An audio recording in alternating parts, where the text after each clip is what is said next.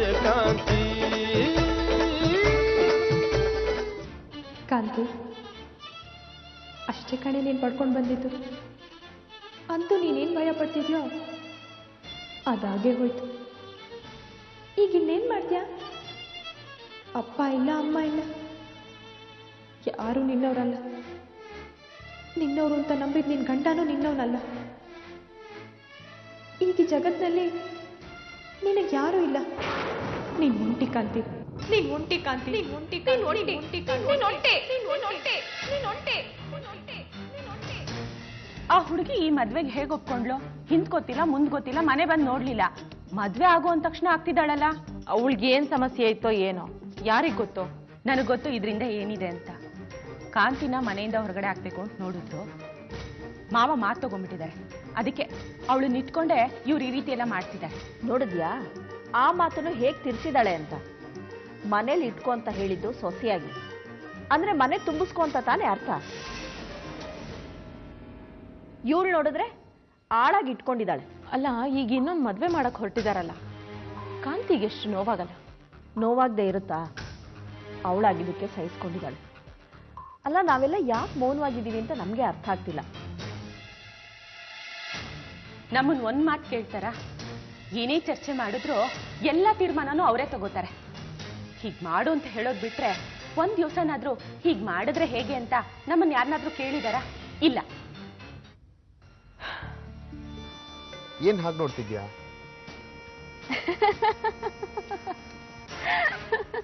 ಯಾಕೆ ನಗ್ತಿದ್ಯಾ? ಈ ಬಾವಿ ಎಷ್ಟು ಆಳ ಇದೆ ಅಂತ ನೋಡ್ತಾ ಇದ್ದೀನಿ. ಯಾಕೆ? ನೀವೇನಾದ್ರೂ ನನ್ನ ದೂರ ಮಾಡಿದ್ರೆ ಇದೇ ಬಾವಿ ಬಿದ್ದು ಪ್ರಾಣ ಕಳ್ಕೊಳ್ಳೋಣ ಅಂತ. ಐಶ್ವರ್ಯ, ಏನ್ ಹೇಳ್ತಿದ್ಯಾ? ಇನ್ನೇನ್ ಮಾಡಕ್ಕಾಗತ್ತೆ? ಗಂಡನ್ ಪ್ರೀತಿ ಸಿಗದೆ ಹೋದ್ರೆ ಪ್ರಾಣ ಕಳ್ಕೊಳ್ಳೋದು ಒಂದೇ ದಾರಿ.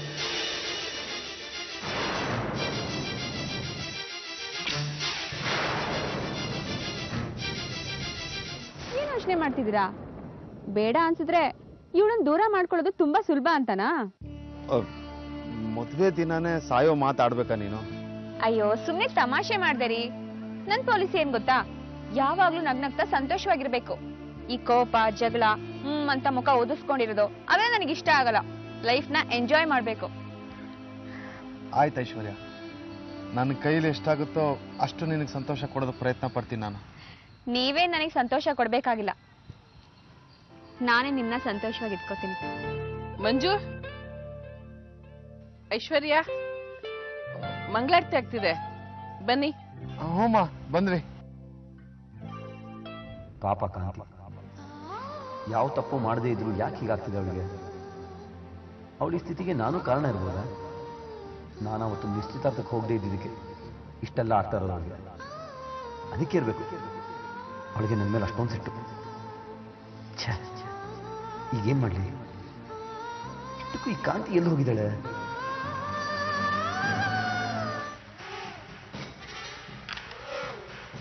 ಹಲೋ, ಯಾರು? ಸುಶೀಲನಾ? ಇಲ್ಲಮ್ಮ, ನಾನ್ ಗಂಗಾ. ಗಂಗಾ, ನೀನು ಸುಶೀಲಾ, ಜಾನಕಿ 3 ಜನ ಚನ್ಕೇಶ್ವರ ದೇವಸ್ಥಾನದ ಹತ್ರ ಬನ್ನಿ. ಮದುವೆ ಊಟ ಮುಗಿಸ್ಕೊಂಡು ಹೋಗ್ತಿರಂತೆ. ಮದುವೆನಾ? ನಾವು ಬರ್ಬೇಕಾ ಅಮ್ಮ? ಏನೇ ಹೀಗೆ ಕೇಳ್ತೀಯಾ? ನಿಮ್ಮ ಅಣ್ಣನ ಮದುವೆ, ನೀ ಬರಲ್ವಾ? ಹಾಗಲ್ಲಮ್ಮ, ಅದು ಹಾಗೂ ಇಲ್ಲ ಹೀಗೂ ಇಲ್ಲ. ನೀನು ಸುಶೀಲಾ, ಜಾನಕಿ ಬಂದು ಊಟ ಮಾಡ್ಕೊಂಡು ಹೋಗಿ, ಗೊತ್ತಾಯ್ತಾ? ಎಲ್ರು ಹೀಗೆ ಸುಮ್ಮನೆ ನಿಂತ್ರೆ ಹೇಗೋ? ಅವಳು ಎಲ್ಲಿ ಹೋಗಿದ್ದಾಳೆ, ಏನಾಗಿದ್ದಾಳೆ ಅನ್ನೋ ಆತಂಕ ಸ್ವಲ್ಪನಾದ್ರೂ ಬೇಡವಾ ನಿಮ್ಗೆ? ಅವಳ ಮೇಲೆ ನಿಮ್ಗೆ ಯಾರಿಗೂ ಪ್ರೀತಿ ಇಲ್ಲ. ನಾನೇನಮ್ಮ ಮಾಡ್ಲಿ? ನಾನೇ ಅವಳು ಹೋಗು ಅಂತ ಹೇಳಿದ್ನಾ? ನಾನಾಗಿದ್ದಿದ್ರೆ ಏನ್ ಮಾಡ್ತಾ ಇದ್ದೆ ಗೊತ್ತಾ? ಅವಳನ್ನ ಗಂಡನ ಮನೆಯಿಂದ ಕರ್ಕೊಂಡ್ ಬಂದು ಹೇಗಾದ್ರೂ ಒಪ್ಸಿ ಇನ್ನೊಂದ್ ಮದ್ವೆ ಮಾಡ್ತಾ ಇದ್ದೆ. ಏನೇ ಮಾತಾಡ್ತಾ ಇದ್ದೀಯ ನೀನು? ಸರಿ ಬಿಡಿ, ಮದ್ವೆ ಬೇಡ ಅಂದ್ರೆ ಬೇಡ, ಅವಳನ್ನ ಮುಂದಕ್ಕೆ ಚೆನ್ನಾಗಿ ಓದ್ಸೋಣ. ಅವಳು ಓದಿ ಯಾವ್ದಾದ್ರೂ ಒಳ್ಳೆ ಕೆಲ್ಸಕ್ಕೆ ಸೇರ್ಕೊಂಡು ತನ್ನ ಕಾಲ್ ಮೇಲೆ ತಾನು ನಿಂತ್ಕೊಳ್ಳಿ. ಮೊದಲು ಅವಳು ಎಲ್ಲಿದ್ದಾಳೆ ಅಂತ ಹುಡ್ಕೊ. ಹೋಗ್ ನಿಮ್ಮ ಅಪ್ಪನಿಗೆ ಫೋನ್ ಮಾಡು.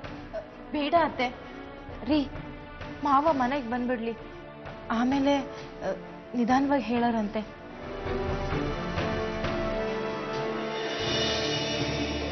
ಸೂರ್ಯಕಾಂತಿ